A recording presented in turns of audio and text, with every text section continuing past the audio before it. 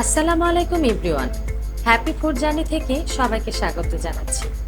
আজ আমি আপনাদের জন্য নিয়ে এসেছি খুবই উপকারী একটি ডেজার্ট আইটেম। কেননা অনেক সময় হঠাৎ দুধ ছানা হয়ে গেলে সেটা আমরা ফেলে দিই, কিন্তু এটা ফেলে না দিয়েও যে মাত্র 10 মিনিটেই তৈরি করে নিতে পারবো আমরা অত্যন্ত সুস্বাদু ছানার বরফি। তো চলুন এবার মূল রেসিপিতে যাওয়া যাক। এখানে আমি 1 লিটার গরুর দুধ নিয়েছি। দুধটা একটু বল করতেই দেখলাম ছানা হয়ে গেল। তবে আপনারা যদি ভালো দুধ দিয়ে এটা বানাতে চান তবে তাও খেতে ভীষণ মজার হবে।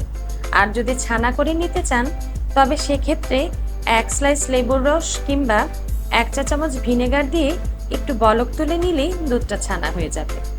তারপর ছানা সহ দুধটাকে কিছুক্ষণ জাল করে নিব। তারপর এতে দিয়ে দেব 2 তেজপাতা, 2 টুকরো দারুচিনি, 2 এলাচ দিয়ে 1 মিনিট জাল করে নিব। তারপর এতে দিয়ে দেব কিছু কাজু বাদাম কুচি ও 2 টেবিল চামচ গুঁড়ো দুধ। তারপর দিয়ে দেব 1 কাপ চিনি। চিনিটা দিয়ে আরো 2-3 মিনিট জাল করে নিব। তারপর দুধ থেকে গোটা মশলাগুলো তুলে নিব। তারপর এতে দেব 1 চা চামচ ঘি। ঘি মেশানো হয়ে গেলে দিয়ে দেব 1/2 কাপ সুজি। সুজিটা দিয়ে অনবরত নাড়তে হবে, তা না হলে দলা পেকে যেতে পারে। তারপর ছানার পানিটা শুকিয়ে নিতে হবে। এখন একটা সমান প্লেটে একটু ঘি মিশিয়ে নিব। তারপর ওই প্লেটে প্রথমে অর্ধেকটা মিশ্রণ দিয়ে দেব।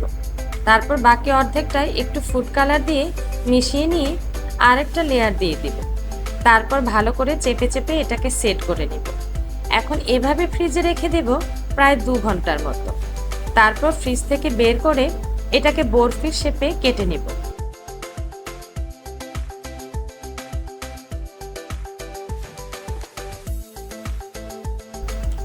তারপর চীনাবাদাম দিয়ে বরফিগুলো সাজিয়ে নেব। এটা নর্মাল ফ্রিজে রেখে 2-3 দিন খাওয়া যাবে। আশা করছি রেসিপিটি সকলের ভালো লেগেছে। ভালো লাগলে ফ্রেন্ডস এন্ড ফ্যামিলির সাথে শেয়ার করবেন এবং লাইক দিবেন, কেননা আপনাদের একটা লাইক আমার কাছে অনেক মূল্যবান এবং আমাকে ভীষণভাবে অনুপ্রাণিত করে। আজকের মতো এখানেই শেষ করছি। সবাই ভালো থাকবেন, সুস্থ থাকবেন। আল্লাহ হাফিজ।